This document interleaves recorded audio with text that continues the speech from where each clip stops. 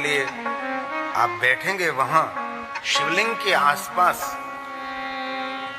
भगवान महादेव की पूजा करने की सामग्री और भगवान शिव जो अर्पण करने का द्रव्य वहां आप स्वयं ले सके, ऐसे सब कुछ रख देना चाहिए। पूजा करते करते हम किसी को कह नहीं सकते कि मुझे बिल्व पत्र दीजिए, मुझे पुष्प दीजिए, मुझे दूध दीजिए, मुझे दीप दीजिए, मुझे ये दीजिए, ऐसा नहीं हो सकता। आप इस तरीके से सभी पूजा सामग्री रख दीजिए कि आप सरलता पूर्वक ये सभी पूजा सामग्री आपके हाथ से ले सके।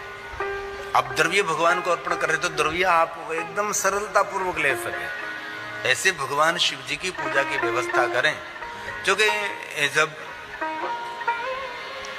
जाहिर शिवालय, सार्वजनिक शिवालय, वहां तो सबको ऐसा अवसर नहीं मिलता, लेकिन कहीं कोई जंगल में, कहीं कोई गांव में, कहीं कहीं दूर दूर कहीं कोई शिवालय है, नरसिंह मेहता पूजे अपूज लिंग, जिस शिवलिंग की कोई पूजा नहीं करते, ऐसे कोई स्थान पर जाकर आप ऐसा कर सकते हैं। अथवा शिवालय में तो ये नहीं कर सकते तो आप पार्थेश्वर महादेव का पूजन करने के लिए ये व्यवस्था कर सकते हैं। सुंदर पार्थेश्वर महादेव निर्माण किया, जैसे हमारे आचार्यों जी ने यहाँ पंचायत पूजा में भगवान पार्थेश्वर महादेव की जैसे स्थापना की है, वैसे सुंदर एक पार्थेश्वर महादेव निर्माण करें और अगले दिन निर्माण कर लीजिए। त्रयोदशी के दिन भी ये शिवलिंग आप निर्माण कर सकते हैं और पूरे दिन शिवलिंग का और रात को भी शिवलिंग रखना चाहिए। આપણું પ્રથમ જ્યોતિર્લિંગ સોમનાથ મહાદેવ 48 કલાક સુધી ખુલ્લું રહે છે, 2 દિવસ 2 રાત્રિ સુધી। જ્યારે મહાશિવરાત્રિ ઉત્સવ હોય છે ત્યારે શિવાલયના પટ બંધ કરવામાં નથી આવતા। આગલો દિવસ રાત્રિ, આખો દિવસ રાત્રે ને દિવસ નિરંતર એ શિવાલય ખુલ્લું રાખવામાં આવે છે। તો આપણા ઘરની અંદર પણ આપ विशेष प्रकार पार्थेश्वर महादेव निर्माण करके आप भगवान महादेव की पूजा कर सकते हैं, की पूजा कर सकते हैं। सभी सामग्री एकत्र करने के बाद पूजा करते करते बार बार आप खड़े नहीं हो सकते। पहली रात्रि में स्वयं वहां जाकर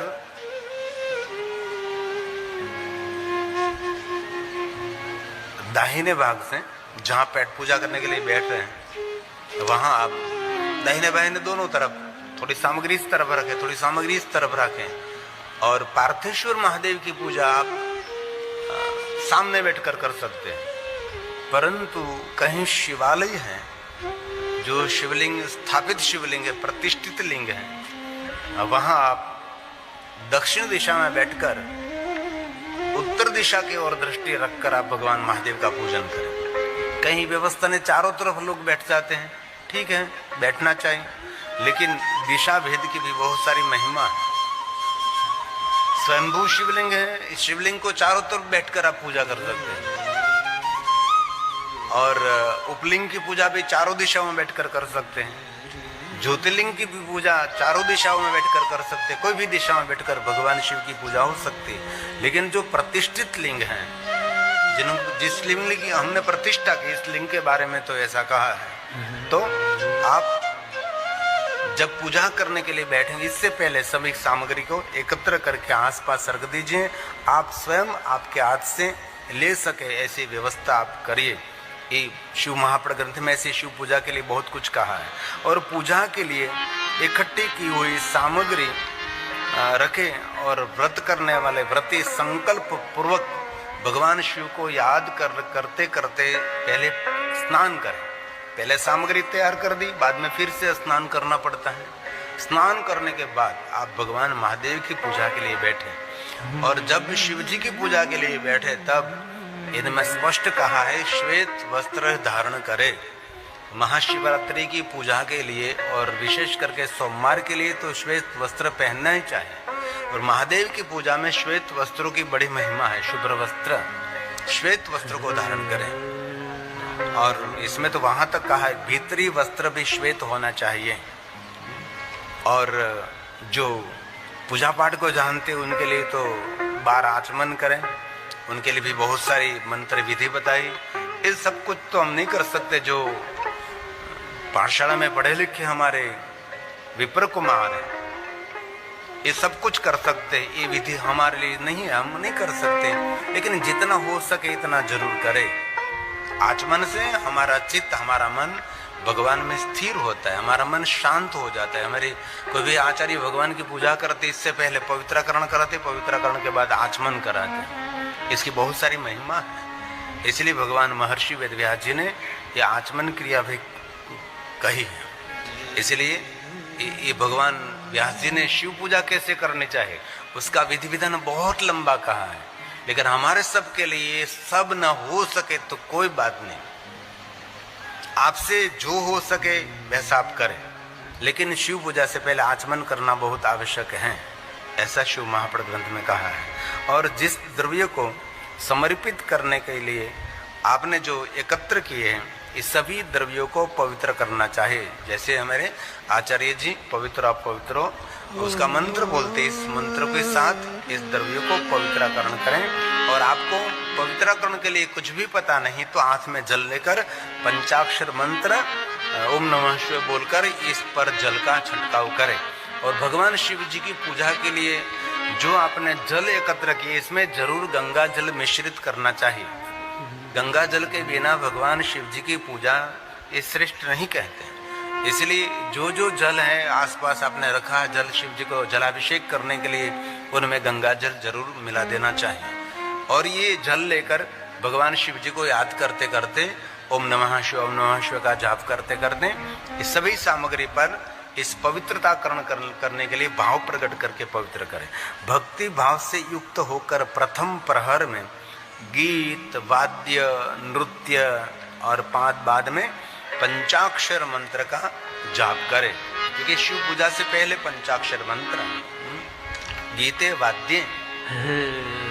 और आपने कभी जो शिव पूजा में बैठे हुए तो आपको पता होगा कि आचार्य जब आपको भगवान की पूजा कराते हैं इसे पवित्रकरण कराए, आचमन कराए, बाद में कहते हैं कि आप 11 बार ओम नमः शिवाय ओम नमः शिवाय ओम नमः शिवाय ओम नमः शिवाय बोल लीजिए, निरंतर बोलाते हैं, बाद में भगवान की पूजा का प्रारंभ होता है। तो शिव पूजा का एक नियम है, आप पहले पंचाक्षर मंत्र का जाप करें। पंचाक्षर मंत्र का जाप करने से आपका मन शांत हो जाएगा, आपका चित्त भगवान शिव जी के चरणों में स्थिर हो जाएगा।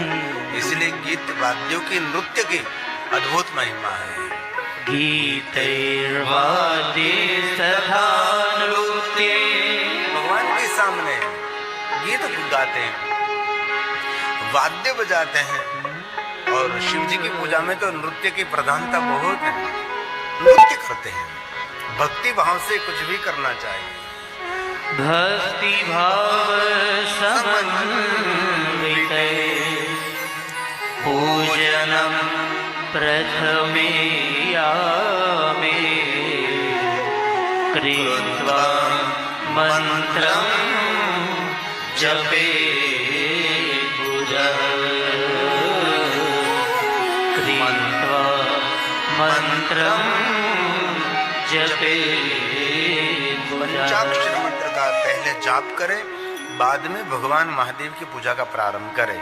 इस मंत्र का जाप करते हुए उपासक मिट्टी से निर्माण किया गया भगवान महादेव का शिवलिंग और विधिवत उसकी पूजा का प्रारंभ करें। और कोई विधि आपके पास, वैसे तो शिव महापुराण ग्रंथ में तो स्पष्ट कहा है, महादेव का कोई परम भक्त है जो विद्वान है, जो शिव पूजा से परिचित है, ऐसे शिव भक्त ब्राह्मण के पास विशेष प्रकार से पार्थेश्वर महादेव की पूजा कराने का प्रयास करें। वैसे तो कहा रुद्र संख्या 11 ब्राह्मणों को आमंत्रित करके भगवान महादेव की पूजा करा। ये न हो सके तो 9 ब्राह्मण, 7 ब्राह्मण, 5 ब्राह्मण, 3 ब्राह्मण, लेकिन एक सहायक ब्राह्मण बहुत आवश्यक है।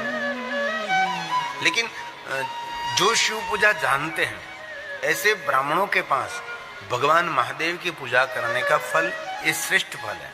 इसलिए विशेष प्रकार से कोई जो विद्वान है, जो पढ़े लिखे ब्राह्मण हैं, शिव पूजा से जो परिचित हैं, उनके पास भगवान महादेव का पूजन करावें। क्योंकि हम सभी को इतनी विधि विधान का पता नहीं होता है, क्योंकि हम सभी पूजा पाठ कर्मकांड पढ़े लिखे नहीं हैं। इसलिए इस दिन पार्थेश्वर महादेव की पूजा तो अवश्य करनी ही चाहिए, क्योंकि सभी लोग शिवालय में पूजा नहीं कर सकते। शिवालय में सब लोग रह भी नहीं सकते, 5 व्यक्ति बैठ सकते, 10 व्यक्ति बैठ सकते, वो ज्यादा लोग शिवालय में रह भी नहीं सकते, क्योंकि महाशिवरात्रि के दिन तो इतने लोग दर्शनार्थी होते हैं। पूजा करने की बात तो छोड़ो, दर्शन करना भी दुर्लभ रहता है महाशिवरात्रि के दिन तो।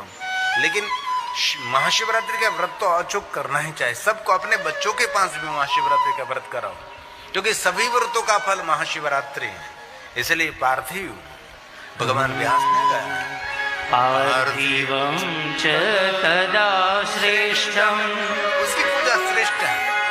शिवालय देवालय में, ज्योतिर्लिंगों में, उपलिंगों में, स्वयंभू शिवलिंग में, प्रतिष्ठित लिंग, ऐसे बहुत सारे शिवलिंगों की पूजा की तो विधान है ही, लेकिन विशेष प्रकार से मिट्टी में से निर्माण किया भगवान महादेव का शिवलिंग, उसकी पूजा करने की विशेष महिमा है।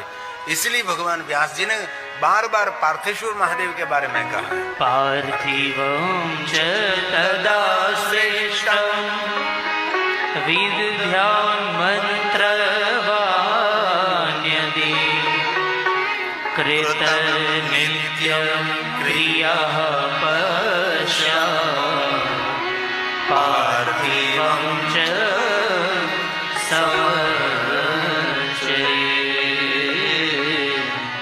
पार्थिवं च समर्चये।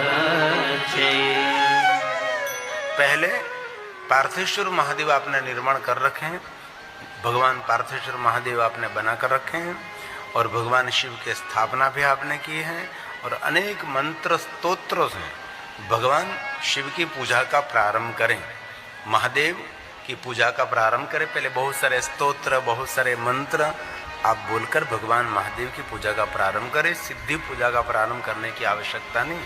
पहले गायन, विद्या, वाद्य, गीत, नृत्य, एक उत्सव जैसा निर्माण करना चाहिए। ऐसे बहुत सारे ब्राह्मणों को देखा है कि भगवान महादेव की पूजा से पहले ये लोग एक बड़ा उत्सव जैसा भाव प्रकट कर देते हैं। विद्वान पुरुष को इस व्रत का महात्म्य पढ़ना चाहिए। ये जो शिव महापुराण ग्रंथ में जो व्रत का महात्म्य है, मैं तो बहुत कम शब्दों में आपके समक्ष में कहने का प्रयास करता हूँ कि ये कथा बहुत लंबी न हो जाए। इसलिए विद्वान पुरुष जो हैं, जो पढ़े लिखे